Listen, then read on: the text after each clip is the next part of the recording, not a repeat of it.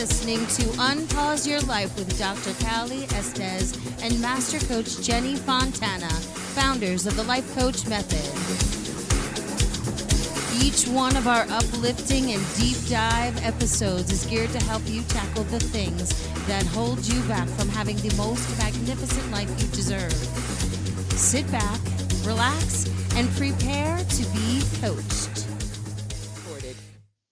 Good morning, everybody. Dr. Cali Estes. It is Unpause Your Life time, and I am excited today. As we all know, when I'm talking about mental health or coaching, I get excited when I have a guest on that does something a little different from me, and we can kind of talk shop.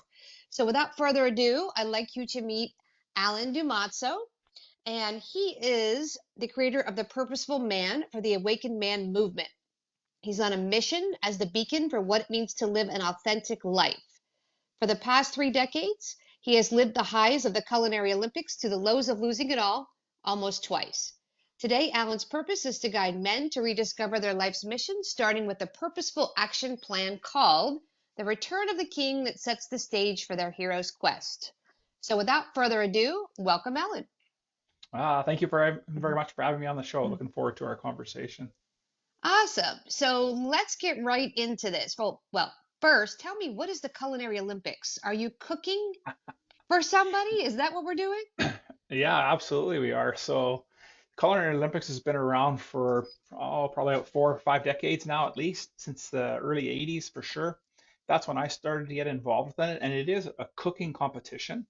There's a hot food competition where you're actually cooking. Those are national teams that are competing. I competed as a regional member, and so we're just producing food that would be imagined to be served hot, but it's cold. And so, yeah, so it was quite the experience. Did course for 5-course dinner, 8-course 4-person meal, and an appetizer selection. So it was really intense work. It's 48 hours of super intense work, because you have to do everything at the last minute and get it out there. And yeah, I was really fortunate to be surrounded by a great group of men to help guide and lead me, and was fortunate enough to win a couple of silver medals. Nothing better than men in the kitchen. All of my Yeah, listeners absolutely. know that is my least favorite room. I don't even know how to use the things that are in there. Let's put it that way. I burn rice. So that's fascinating. So you've got a bunch of men in the kitchen at the Olympic level. That's awesome. Yeah, So, absolutely. okay, Yeah, go ahead. what was your hardest thing to make? What was the most challenging thing you've ever made in the kitchen? Oh man, there's been lots of things. I think for me, one of the more challenging things is to get the perfectly clear, like crystal clear consomme. Because the process of it is several steps. One, starting off with a basic stock, and then it's the clarifying process. And the clarifying process uses what we call a wrap. So it's going to be portions of ground meat, some egg whites, and if it's not cooked at just the right temperature, while your consomme will look clear, when you go to reheat it, if you haven't cooked it correctly, you'll have little flakes of egg and meat floating around it, and that's probably a chef's worst nightmare. Spending all this time, several hours to do this over the course of a couple of days to produce it, and then when you finally go to serve it and you see that happening, it can be really heartbreaking. And so that's probably my most difficult one. That and souffles, but once you get the knack of the right temperature in your oven, that one is actually pretty easy to overcome. I don't even know what a consomme is. That's so above my pay grade.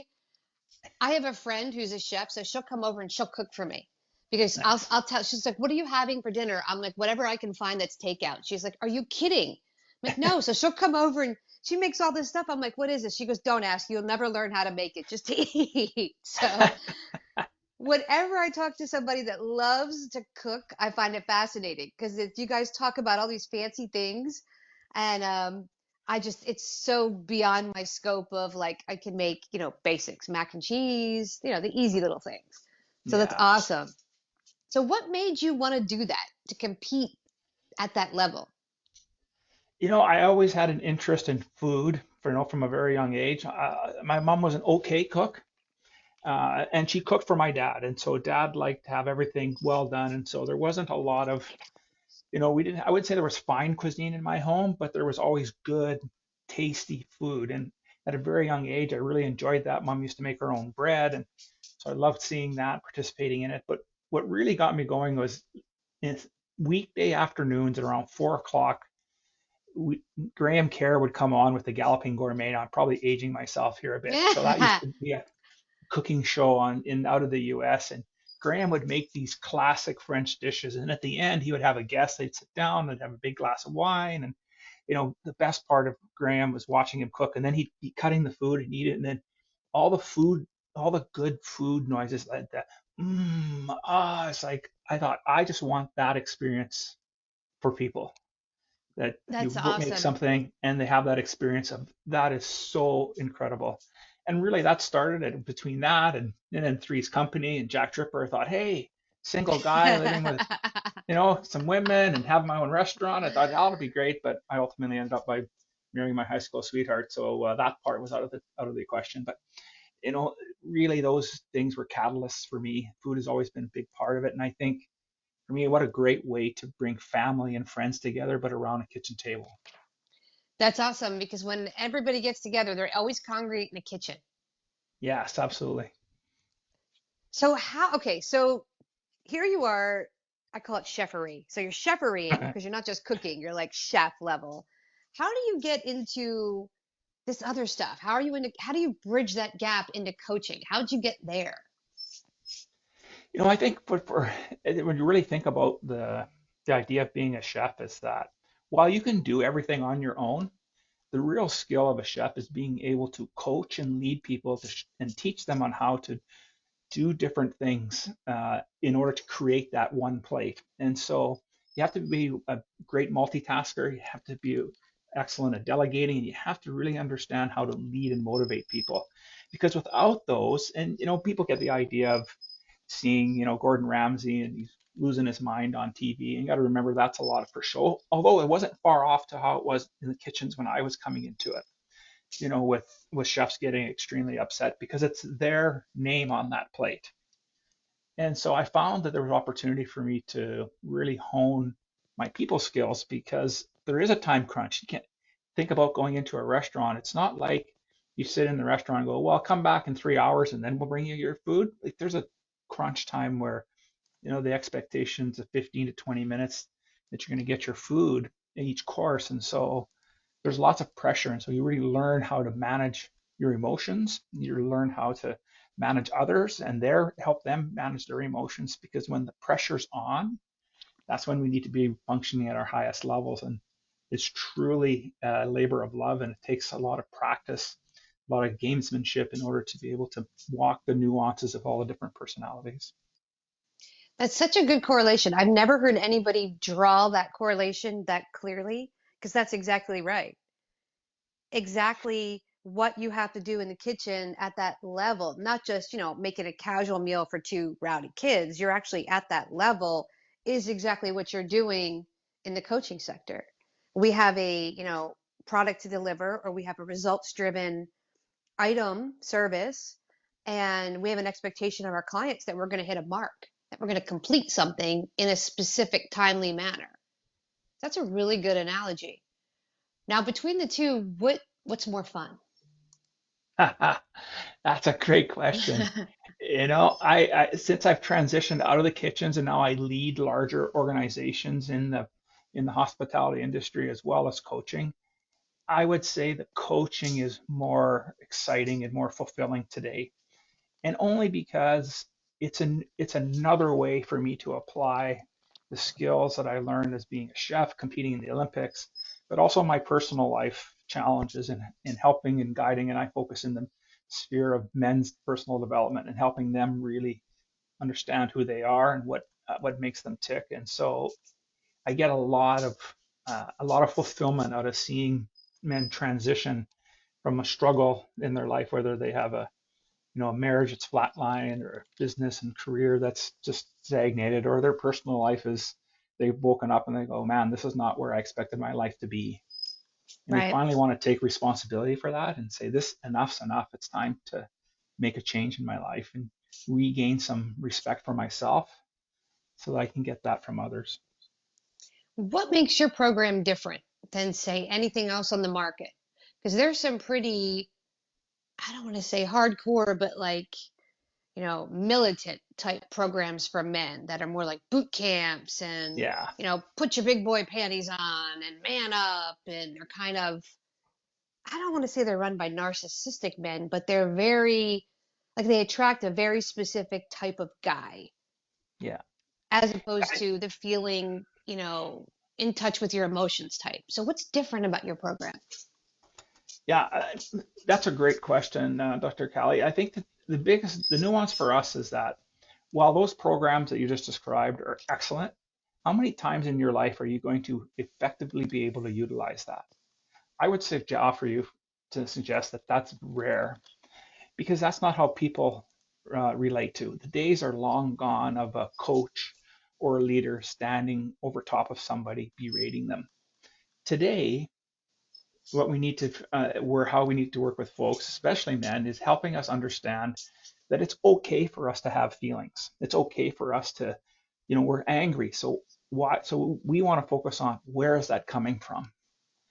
What's the story behind that? And is there a set of values and beliefs that you're still holding that are no longer serving you that's causing you to have these repeated challenges in your life? And so our program really dives into the the mental aspect of our life and really helping them develop skills. I akin it to being uh, like the samurai warrior. We have the skills that if we truly needed to take definitive action, like you were talking about in some of these other programs, we could do that, but we have the resolve and the wherewithal to truly understand where our limits are and how to exact the right amount of energy at the right time with the right individual. And I think that is a lacking piece in the men's sphere. We see lots of things about, like you said, there's warrior stuff going on, there's stuff going out in the wilderness, and all of those are great. They're all experiential, but the take home for me is how do we apply what we're learning in today, everyday life? How do I go leave this program and go home and have that hard conversation with my spouse that I've been delaying to have because I don't know how to do it. And so we focus on teaching men on how to truly lean into their lives and how to really understand what makes them tick so they can show up better. I love that. I love how you package that because that's what I do in the addiction sector Mm, and the mindset sector, which is the exact same thing. It's getting to the root why. Why am I doing this? Why am I behaving this way? Why is this happening? And it's great that we have all those other programs, the hoorah programs, as I call them. But if yeah, we don't figure out why we behave a certain way, we never truly change that to get the desired result we want. So that's awesome. I'm glad you're doing it for men because there's so many programs for women out there that are like this. It's just there's not a lot for men specifically where they can, be themselves and they don't have this, you have to be strong and, men don't cry and men are providers. And, we look at like men's mental health and it's so yeah, shoved under the rug because we don't want to see men, ever exposed or maybe, crying or upset. We just want to avoid that. Put your big boy yeah. panties on. Well, let me So ask you. That's a great point. Let me ask you a question. In my work, I find anyways that when men are having that opportunity where they want to be vulnerable, they're nervous about doing that because they're not sure how their spouse, their wife is going to accept that. In your work, are you finding that when it does happen and we're being vulnerable, is that a good thing that they're doing that, or is there a different way that it should be approached? Because I'm finding that if we don't teach and train them on how to deliver that message, what we think our spouses want, we could be delivering the wrong message. I completely agree with you. I've worked with so many men that have, the wives are calling me for the addiction. They're over drinking. Right. They're, doing cocaine. They're sleeping with prostitutes, whatever the issue is. They call me and they say, I just want this stopped. And I say, well, wait a minute. Let's figure out why it's happening. And then Mm, part of it is they don't communicate with their spouse. And the men's needs, emotional needs aren't even getting met. So when I sit them down and I talk to them and they say, well, I checked out of my marriage because I walk in the door and it's nonstop, do this, do this, do this, do this. It's not how was your Hmm. day? It's not how do you feel? It's here's what's expected of you. So I've learned to be the strong silent type. Well, on the back Yeah. end, they're drinking to cope with that. And then when we teach them how to communicate and we start, working in there, the alcohol goes down. And I Yeah. always tell their wives, alcohol's not the problem. It's their solution to a problem. And Yeah. they're blown away. And they're like, well, I thought alcohol was the problem. No, lack of communication is the problem and inability to be present in your marriage because of the way things are. Now, I don't do what you do. Right. So I do more the addiction, mental health, mindset stuff. But it's great that we can have those conversations with men that are vulnerable and able to get to the bottom of things because we couldn't years ago. Yeah. Well, I think, I'll say, this is a pretty broad brush stroke I'm going to make here, but I think that women have had this figured out a long time ago. They've learned to, and I think it's a lot to do with how they're brought up. And I can think of, the time that we were old enough, I'm the oldest of five, the time that I was old enough to walk and watch my brothers and sisters come, they were no longer on dad's laps. So the attention that you received from dad was slim to none. And I think that's pretty common across, especially for boys. Hey, like go and do your thing. And because we haven't been able to learn how to regulate our emotions, how to have emotion, and it's always been, children to be seen and not heard, and the men are asked to be repressed, that when we do finally tired of stuffing things down, it's like a volcano going off. Yes. And I see that, and I see that as as a father of a son who's an addict and struggles with making healthy choices around drugs and alcohol. I look at them, I'll call them the mistakes and the things that maybe I could do different. Not that I'm owning his story. That's definitely not what I'm saying. What I'm saying is how much of the past, the repetition of the relationship I had with my father played out with my two boys. As I think about today at my age and rekindling the relationship with my youngest one, at least, is because there's still a struggle with my oldest. But I think it's just how we're raised, and we just haven't learned those skills yet. And that's where I wanted to really come in with this work, is to help men develop those skills, get them into a place where they can feel validated, feel Hmm. respected, and get that from their peers and their partner. But it starts with them. They have to really do some introspection. And I love that. I love that you said it starts with them because a lot of men are looking for external solutions to an internal problem. And that's what they're trained to do. They're trained to solve a problem. Yeah, If the car breaks, what do? Well, we pop the hood. We figure out what's wrong. Okay, it needs a new alternator. We fix it. Problem solved, right? They're trained to be action step oriented. But when it's like, well, wait a minute, we have to diagnose the car first. Well, it's not just as simple as popping the hood and looking in the engine. We have to take it apart and then we have to figure out why it's not working. And then we have to put it together and then maybe take a few tries. And they're not used to that. They're used to here's a problem, fix it. Okay, it's done. Moving on to the next problem. yeah, So I really love that you're doing this work and I think it's much needed in our communities. And I think it's going to make, humanity better, which is awesome. There's a very few people that are in the healing and helping professions because they love the work they do. A lot of yeah, people jump into it for the money grab, oh, we're going to do high ticket coaching and, they don't really know what they're doing. They're just kind of floundering around in the space. So I applaud you for that. It's pretty awesome. I appreciate that. Now, how can listeners find you if they want to sign up for a program or just connect? Where are you located?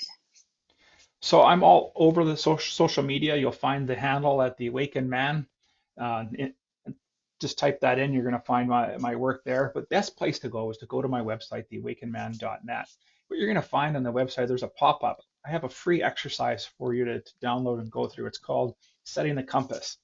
What the idea of this exercise is to give you opportunity to reflect on how the last 12 months of your life have been, and then to write a headline. What would the newspaper headline say about your life in the last 12 months? And then I want you to do the same thing for the upcoming 12 months. Things are going to be different. What are the things you would do differently. So there's some questions to guide you on that, and then write that headline. The reason I offer that is opportunity to get a sense of the kind of work that we do, the type of introspection I'm asking you to do. And if you think that's something that intrigues you, then I'm going to encourage you to start working with us and join our Band of Brothers group mentoring program. We're just a group of ordinary guys working to live extraordinary lives, and it's an opportunity for you to get around like-minded men who are looking to do that. That's awesome. And we're going to put all of those links up for the listeners. And we'll tag all your socials so they'll be able to see everything of where you are, and they'll be able to reach you if they're interested in signing up or just connecting and having that conversation to start. Love that. Thank you so much. I really appreciated our conversation today. You're welcome. And thank you for coming on the show, and I appreciate it. You have been listening to Unpause Your Life with Dr. Cali Estes, and thank you again for listening, and tune in for another episode.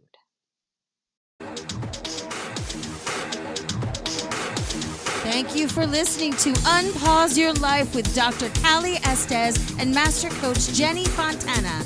Head over to www.thelifecoachmethod.com to learn more about coaching yourself and how to become a master coach.